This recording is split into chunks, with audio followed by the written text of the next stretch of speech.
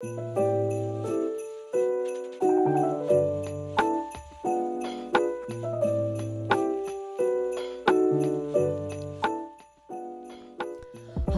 it's Tanya D here, and I'm so elated, beyond excited to announce that for the very first time, I'm offering my energy healing courses, which you can download from an app right to your phone, which is in itself amazing. Have me right on your phone from an app? Hello? 50% off of my courses: meditations, energy medicine, voices of the other world, uncover secrets of the other world, the energy body demystified, and so much more. Check out the venue because you have so many options, and you know I'm all about options.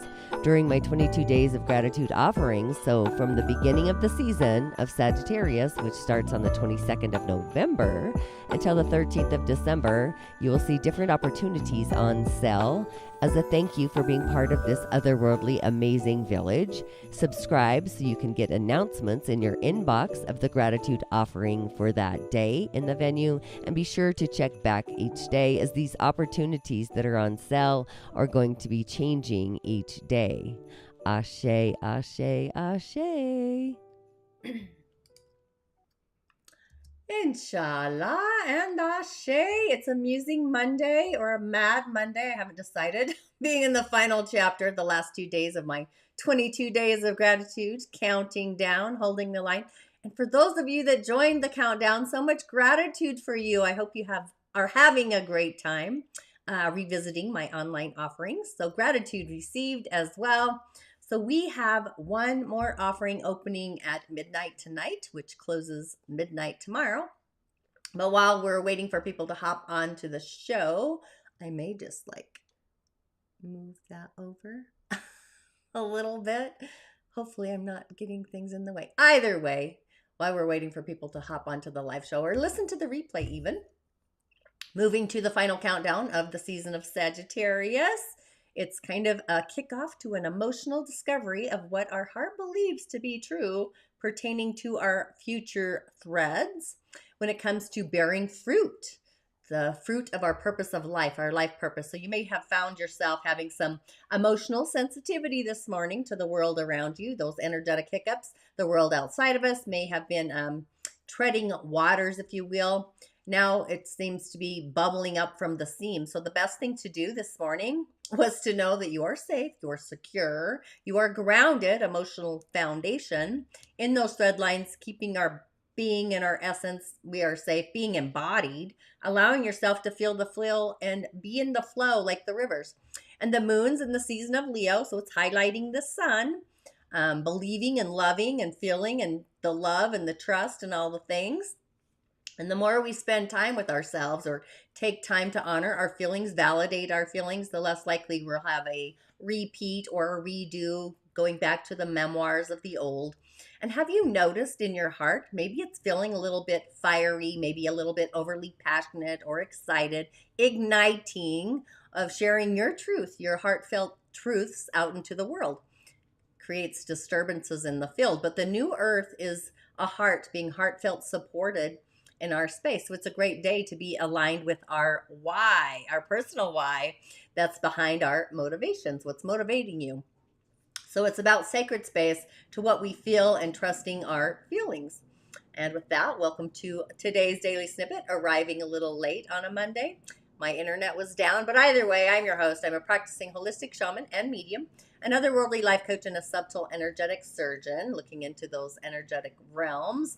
I do go by the term holistic shaman medium, which is a merging of it all. And my intention is to utilize these indigenous ways, these technologies that I learned from Elder Malidoma, the elemental realms, our original divine blueprint, navigating our soul's harmonic through these realms, Imaginal, which is open today as well, the Shaman's Portal, our soul's harmonic, along with the subtle realms and so much more, with offerings, prescriptions, rituals, the otherworldly kind, feeding our soul, our main stage ingredients, the sauce of who we are, the thickening of last week, but our personal container, what is those ingredients, our own personal medicine, to live our life purpose, our gift and purpose, maybe just assisting you in navigating your inner genius, your personal medicine, the star that I believe we all uniquely are. maybe reintroducing you to your essence, that childlike wonder, the being that resides within, so that you do shine your light brighter out into this world. But my name is Tanya D, and welcome to my virtual medicine room. And it is a Musing Monday. I'm going to be shifting the names there. But if you have yet to subscribe to my channels, please do, YouTube or otherwise. Tanya D on YouTube and Musing with Tanya D, my podcast. And of course, my Musing newsletters and all the other stuff. But we do have the Sacral online in the Season of Beliefs, the Soul's Harmonic, and the Imaginal realm. But also, let's give a shout out to the village, the community, new subscribers, and to those of you that have been tuning in for the past few years since the beginning of the Ides of Time. Gratitude to you as well. And also, if you tune into the replay, I do see you, I do hear you, I do pay attention. And if you don't mind hitting the bell button and also clicking that new little white button, that really assists with echoing out the algorithm. And remember, a comment or a share does get you a message for your day. And really, it's a collective message is kind of what I do. And you can also find me on other social channels, of course, TikTok and Facebook at the moment. And 22 days of gratitude. We are at day 2 of 22. It's going to end tomorrow at midnight. Sign up your last little memoir here to get the code, the gift code, and be sure to check your inbox. And also remember that I am your otherworldly shamanic assistant. You truly are your own healer, but sometimes we do need an otherworldly life coach assistant to get us really out of our own magical way. I need one myself, I'm not going to lie. And the daily snippet, this is about the cosmic energy insights, the elemental realm, messages for our day. I usually tune into whatever cards. I've got plenty of cards that climb in. A subtle energy center, which is online. And the season of the day, elementally, season we're in. The moon is in Leo, the heart of our feelings. The sun is lighting like a beacon to our sacral, by the way, streaming in some passion to our heart space and the sacral. They're both it's like doing a teeter-totter, if you will. So we have this equation of what we feel inside of us and our own personal awareness. That is the medicine of that. So you may feel maybe a little bit more hyper aware. Maybe you're at the hyper gate on one side of the coin and you're oblivious to the other side of the coin. It really is the topsy-turvettes. Emotional boundaries, emotional foundation. Are they in place? Are you aware of what you feel in all spaces? So we have these elementals mixed in. So you may experience these emotions and issues with your boundaries, emotional boundaries, that are adding fuel maybe to your fire, igniting a flame. Things maybe that have been under the sheets, behind the screen. It's kind of like the wizard behind the curtain in The Wizard of Oz. It might even feel a little bit like you're experiencing the Wizard of Oz. What you feel to be true about your future and what you believe about the future to be true. So these are all bubbling springs, bubbling through the seams of our emotions, our feelings, which are the main stage ingredient. They're like in a pressure cooker, steaming off. So to get access to that grid there, the field of emotions, which is a great field, by the way, it's the difference between the feelings that your heart believes the future is feeling into, future feeling thread lines, and the feelings that are not aligned with your feelings of your future. So it may be a little bit muggy out there or dark. So really take time to really single out, could be a tone, could be a note, what you believe is true from the feelings that your core has no intention of supporting at your own cosmic roundtable. What does that even mean? Choose what feelings and future threads that you believe in, and it's time to discontinue the feelings that you no longer believe in. Could even be people in your village, by the way. You're feeling their feelings, but boundaries are often an issue because they're not put in place around each of these energetic centers, by the way. Not just emotional foundations, but our root center needs foundation. All the things need boundaries, but it's time to really separate these thread lines. They look like cables from one end to the other. This is kind of our soul's narrative. And the collective, it's like we're all taking a long inhale and an exhale. Pretty curious there. And just a few announcements. I really don't have much happening. I'm kind of feeling strange myself. But I should do a podcast about what happens for me every year. I never thought about that till just now. Just a few announcements, but before we get there, I did a Yule Log. We've got some candles, peace candles. They're kind of yellow, so maybe they're kind of earthy. And we've got a cute little snowman. I haven't made a snowman in forever. Maybe it's time I created a snowman. But what's on the highway? I do have the Shamanic Healing Academy is on its way. And again, in the Rising of the Origins, the live immersion is going to be opening up in January. Be sure to register for that.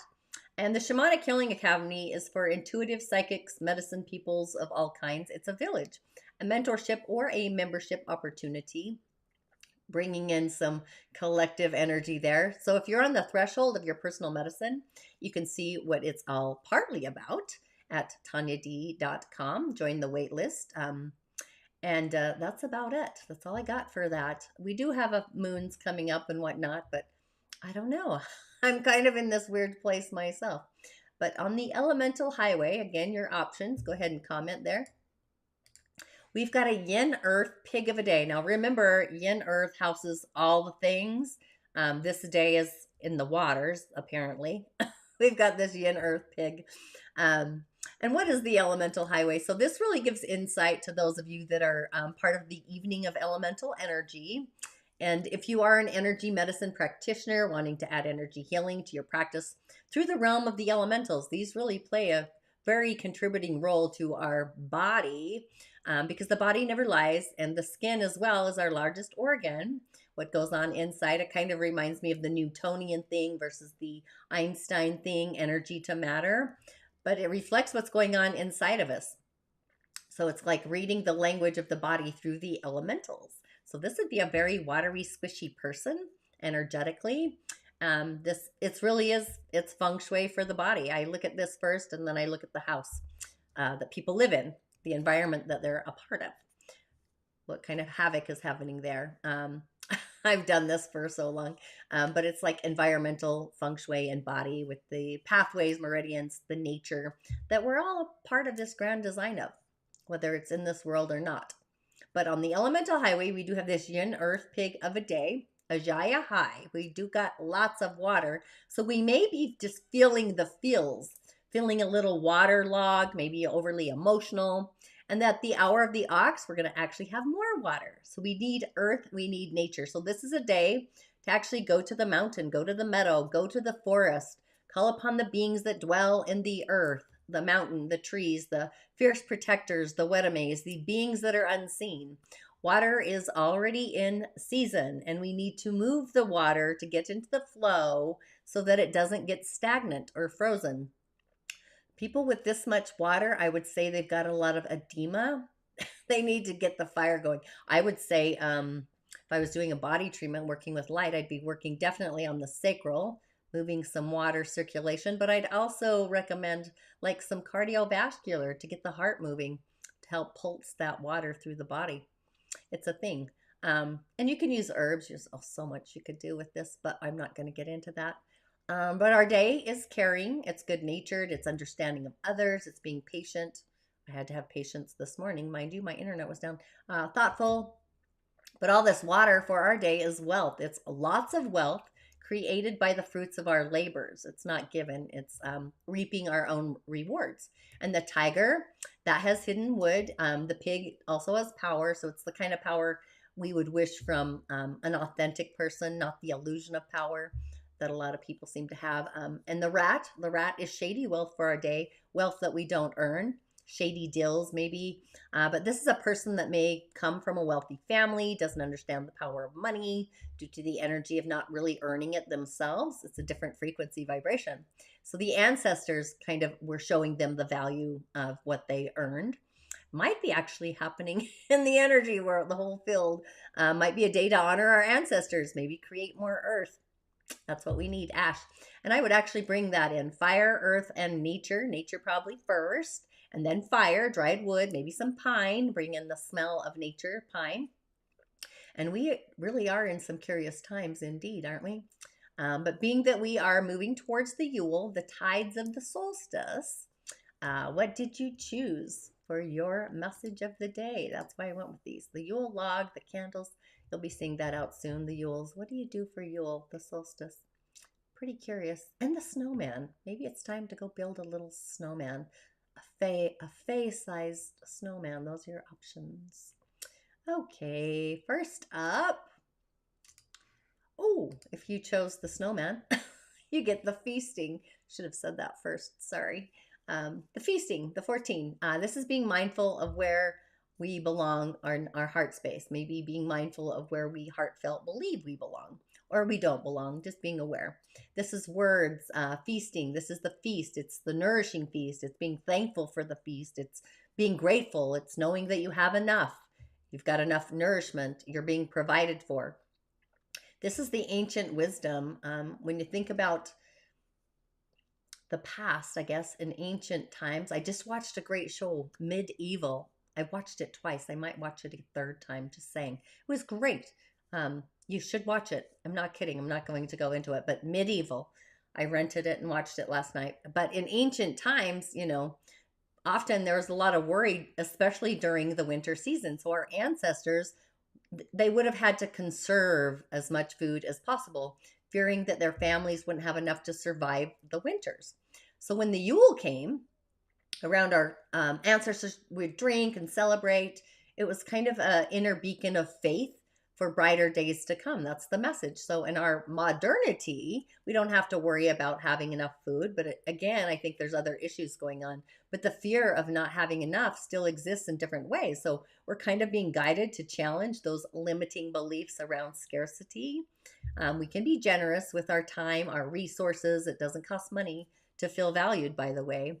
Just knowing that what we give is going to be returned tenfold and beyond, 100% infinity, and just allowing ourselves to give despite our own concerns, and just allowing the universe to know that we know in our heart we're going to be provided for. We've got more than enough, and we can trust in having enough.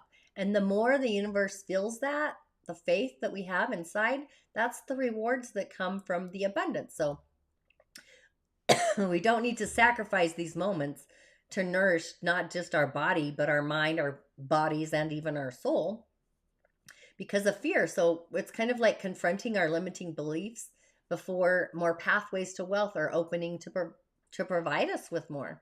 It's kind of the message there. The feast is coming, right? It's time to just honor the feasting. Maybe, yeah, it's time to do a feasting ritual. That's what I just popped in. Okay, if you chose the Yule Log, you get the crone. Oh my gosh, the 8. The energy of Saturn. So it's time to cut our ties from the past and open up to some new opportunities for our future. Saturn's in Aquarius, so innovating what we believe we are responsible for. So don't sign on the dotted line if you are not feeling you can commit to the decision of that responsibility. Could be marriage, could be a car, a house, the bank. Don't sign on the dotted line if your heart's not aligned with it, or otherwise, the crone, the wisdom. Like, who do we honor? The honor is being weaved within our blood and our bones. This is the ancestors. It's calling us from the depths of our bone, the sacred inner wisdom, lessons, and honor, the crone. The wisest among us, those are the ones that have already lived it. They've experienced life over many years. How often do we go to our ancestors and actually have those deep conversations? The wisdom of the origins, right? So they're the ones, they know where to look, how to see past illusions. These are the ones who really greet us with those warm eyes and those tight hugs. They sparkle. Who we know love us no matter whatever our faults may appear to be. So the wise crone of a woman, who do you have in your life that's a wise crone? Hold on to them dearly. My grandma's 97, and I just love the light in her eyes. They've got this wisdom far beyond our years. So the message here, the crone, it's a sign to really seek guidance from somebody more experienced within your situation. You may need another party, maybe to act as a mediator or to assist you or help you to see things from more of an unbiased point of view. We get in our own way. So it's likely, obviously, to be a woman, someone with womanly qualities who can assist us. This person could be a family member, might also be somebody who is not related that feels like a mother or a grandmother or even a sister. Just remember, wisdom deserves respect as well, and humility, kindness. So when seeking some knowledge, be willing to consider that you're seeking help because you do not know all the answers, right? None of us do. But once again, the crone, my grandma, it's time to call Grammy. Interesting there. Okay, so following, if you chose the candles, which are peaceful candles, by the way, they are white. we've got, once again, the cold moon, which we just literally had the cold moon. Maybe you're having issues opening up. Maybe you're having a hard time receiving love easily, or that unconditional love. Have you released, or are you still purging from the cold moon, being resourceful? Are you nurturing yourself? What are you feeding your soul? Are things illuminated for you? Are things being clear? Are you getting clarity? All that water with the moon. Maybe you're having a different understanding of a situation. Maybe you're recognizing things that need to be released, or maybe you're seeing the things that are holding you back. So maybe you can even see resources or areas where you might have missed your own beat, your own drum beat. So it's not time to give up. It's time to accept and support. The guidance is out there. We have the crone.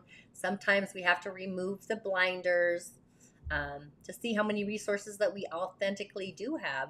So sometimes we have to kind of look into those unexpected places, things that might have escaped our naked eye, looking under the sheets, changing a perspective, shifting in that paradigm, how we view the world outside of us.